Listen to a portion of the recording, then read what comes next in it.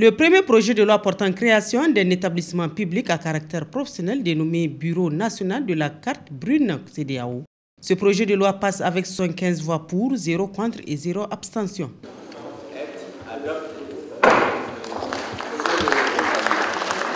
Après l'adoption de ce projet de loi, le ministre des Finances n'a pas manqué de remercier les députés nationaux pour l'adoption de ce projet de loi tout en démontrant son intérêt pour notre pays. C'est un bureau, c'est une structure qu'il faut installer, c'est la responsabilité de l'État. L'État s'est engagé à cela depuis 1982.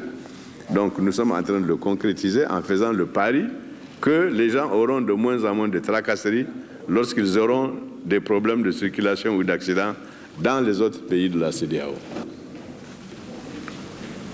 Pour le bureau, 50 millions pour installer le bureau, n'est-ce pas? Et maintenant, comme j'ai dit, les recettes vont provenir également de la mise en place des cartes brunes, puisque c'est le bureau qui a la responsabilité de produire ces cartes brunes, de les fabriquer et de les placer au niveau des compagnies d'assurance. Quant au second projet de loi portant création d'un établissement public à caractère professionnel dénommé Salon international de l'artisanat pour la femme, SAFEM, a aussi été adopté avec 79 voix pour, 0 contre et 0 abstention. Ainsi, la loi portant création d'un établissement public à caractère professionnel dénommé Salon international de l'artisanat pour la femme, SAFEM, est adopté. Ce projet de loi a pour objectif de transformer le SAFEM en établissement public à caractère professionnel chargé de l'exécution d'une mission d'intérêt général afin de doter le Niger d'un cadre professionnel et pérenne, de promotion de l'artisanat féminin et de contribuer à l'autonomisation économique des femmes artisanes. En 2007, nous avons organisé donc le salon qui a réalisé un chiffre d'affaires de 546 250 000 francs CFA avec 14 pays représentés, 560 exposants.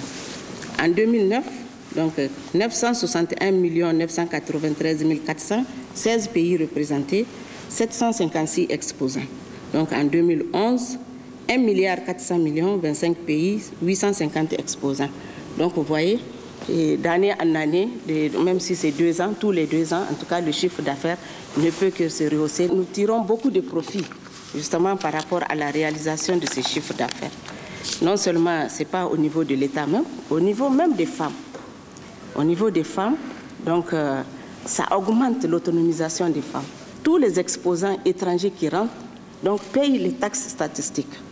Et il y a les impôts et les taxes qui sont prélevés au niveau aussi des exposants nigériens. L'agence SAFEM dont vous venez de voter la loi, loin d'un simple salon, d'une simple activité, elle servira de cadre d'épanouissement de la femme en général et de la femme artisane en particulier. Donc, puisse ce joyau servir la cause de la femme. Je vous remercie. Merci. Enfin, le dernier projet de loi autorisant la ratification de l'accord de coopération portant création du Centre ouest africain de recherche et scientifique sur les changements climatiques et l'utilisation adaptée des terres Ouaskal. Signé à Lomé au Togo le 10 février 2012, ce projet de loi passe avec 76 voix pour, 0 contre et 0 abstention. Pour la ministre des Enseignements moyens supérieurs et de la recherche scientifique par intérim, la création de ce centre est d'aider à générer de nouvelles connaissances et à développer dans la sous-région ouest africaine une capacité d'analyse sur les changements climatiques et la gestion des ressources en terre. Je voudrais donc me réjouir du vote qui vient d'être effectué en faveur de ce projet de texte.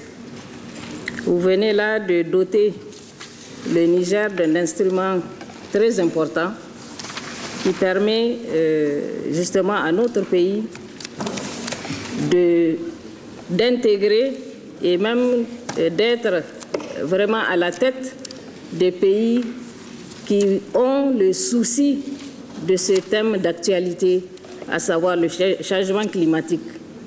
Et je vous remercie vraiment de cette opportunité pour nous permettre de développer toutes les stratégies en matière de formation et d'enseignement supérieur pour le bien-être de notre pays. Après ces différentes interventions, le 10e vice-président de l'Assemblée nationale a levé la séance.